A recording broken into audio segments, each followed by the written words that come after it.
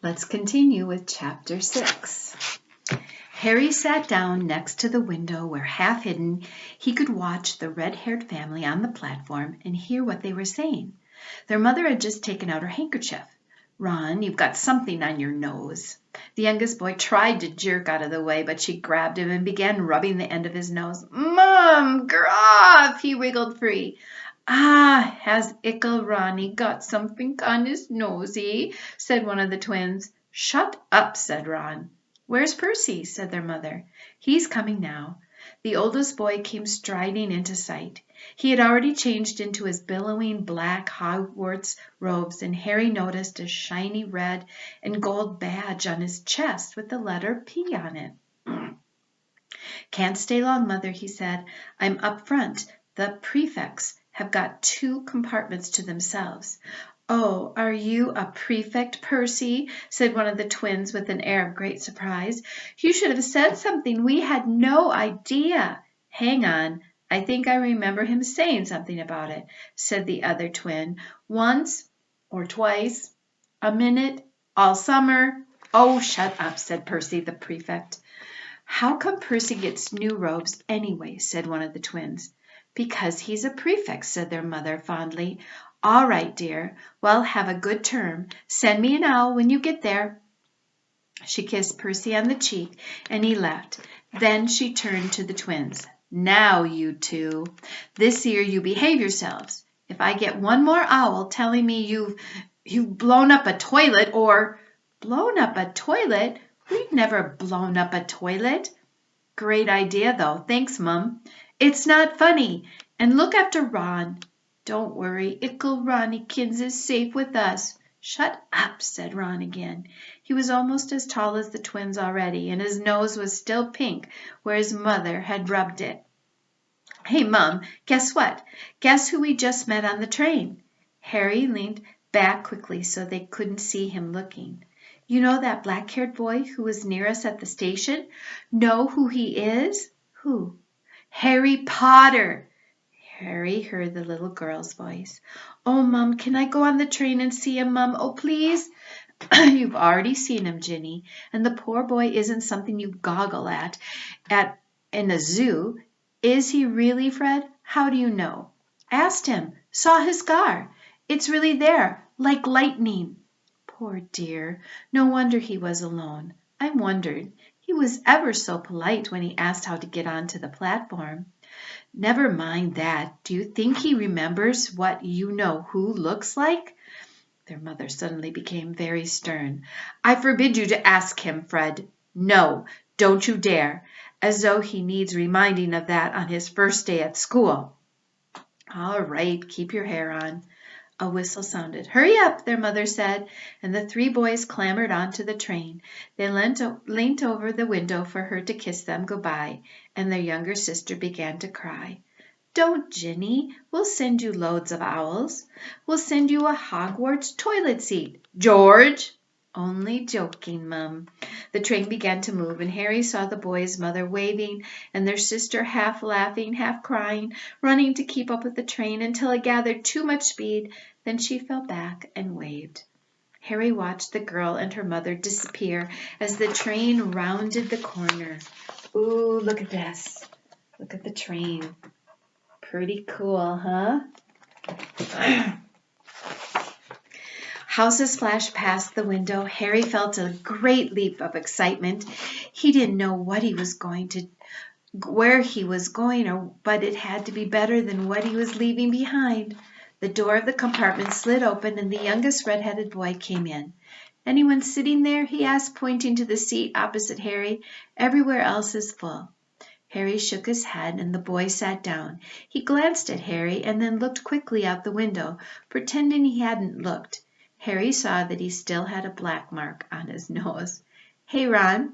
The twins were back. "Listen, we're going down the middle of the train. Lee Jordan's got a giant tarantula down there."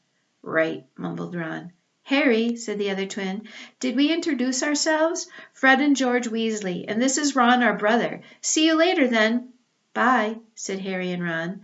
The twins slid the compartment door shut behind them. "Are you really Harry Potter?" Ron blurted out. Harry nodded. Oh, well, I thought it might be one of Fred and George's jokes, said Ron. And have you really got, he pointed at Harry's forehead. Harry pulled back his fringe to show the lightning scar. Ron stared. So that's where you-know-who? Yes, said Harry, but I can't remember it. Nothing? Said Ron eagerly. Well, I remember a lot of green light, but nothing else. Wow, said Ron. He sat and stared at Harry for a few moments. Then, as though he had suddenly realized what he was doing, he looked quickly out the window again. Are all your family wizards? Asked Harry, who found Ron just as interesting as Ron found him. Yes, I think so, said Ron. I think Mom's got a second cousin who's an accountant, but we never talk about him. So you must know loads of magic already. The Weasleys were clearly out of those old wizarding families the pale boy in Diagon Alley had talked about. I heard you went to live with Muggles, said Ron. What are they like? Horrible. Well, not all of them. My aunt and uncle and cousin are, though. Wish I'd had 3 wizard brothers. 5, said Ron. For some reason he was looking gloomy. I'm the 6th in our family to go to Hogwarts. You could say I've got a lot to live up to. Bill and Charlie have already left. Bill was head boy and Charlie was captain of Quidditch. Now Percy's a prefect. Fred and George mess around a lot, but they still get really good marks, and everyone thinks they're really funny. Everyone expects me to do as well as the others, but if I do, it's no big deal because they did it first. You never get anything new either with 5 brothers. I've got Bill's old robes, Charlie's old wand, and Percy's old rat. Ron reached inside his jacket and pulled out a fat gray rat, which was asleep. His name's Scabbers, and he's useless. He hardly ever wakes up. Percy got an owl from my dad for being made a prefect, but they couldn't have, I got Scabbers instead. Ron's ears went pink. He seemed to think he'd said too much, because he went back to staring out the window. Harry didn't think there was anything wrong with not being able to afford an owl. After all, he'd never had any money in his life until a month ago, and he told Ron so, all about having to wear Dudley's old clothes and never getting proper birthday presents. This seemed to cheer Ron up. And until Hagrid told me, I didn't know anything about being a wizard or about my parents or Voldemort. Ron gasped. What? Said Harry. You said you know whose name, said Ron, sounding both shocked and impressed. I'd have thought you of all people. I'm not trying to be brave or anything, saying the name, said Harry. I just never knew you shouldn't. See what I mean? I've got loads to learn. I bet, he added, voicing for the first time something that had been worrying him a lot lately, I bet I'm the worst in the class. You won't be. There's loads of people who come from Muggle families, and they learn quick enough. While they had been talking, the train had carried them out of London. Now they were speeding past fields full of cows and sheep. They were quiet for a time, watching the fields and lanes flick past. Around 12:30, there was a great clattering outside in the corridor, and a smiling, dimpled woman slid back their door and said, "Anything off the trolley, dears?" Harry, who hadn't had any breakfast, leapt to his feet, but Ron's ears were pink again, and he muttered that he'd brought sandwiches. Harry went out into the corridor. He had never had any money for sweets with the Dursleys, and now that he had pockets rattling with gold and silver, he was ready to buy as many Mars bars as he could carry. But the woman didn't have Mars bars. What she did have were Bertie Bott's every flavor beans, Drooble's best blowing gum, chocolate frogs, pumpkin pasties, cauldron cakes, licorice wands, and a number of other strange things Harry had never seen in his life. Not wanting to miss anything, he got some of everything and paid the woman 11 silver sickles and 7 bronze newts. Ron stared as Harry brought it all back into the compartment and tipped it on an empty seat.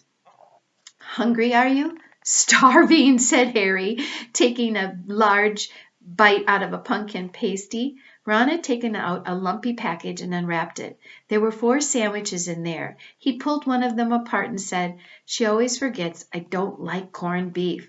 "Swap you for one of these," said Harry, holding up a pasty. "Go on." You don't want this. It's all dry, said Ron. She hasn't got much time, he added quickly, with 5 of us. Go on, have a pasty, said Harry, who had never had anything to share before, or indeed anyone to share it with. It was a nice feeling, sitting there with Ron, eating their way through all Harry's pasties and cakes. The sandwiches lay forgotten. What are these? Harry asked Ron, holding up a pack of chocolate frogs. They're not really frogs, are they? He was starting to feel that nothing would surprise him. No, said Ron, but see what the card is. I'm missing Agrippa. What? Oh, of course you wouldn't know. Chocolate frogs have cards inside them, to collect. Famous witches and wizards. I've got about 500, but I haven't got Agrippa or Ptolemy. Harry unwrapped his chocolate frog and picked up the card. It showed a man's face. He wore half-moon glasses, had a long crooked nose, and flowing silver hair, beard and mustache. Underneath the picture was the name Albus Dumbledore. And that's where we're going to end for today.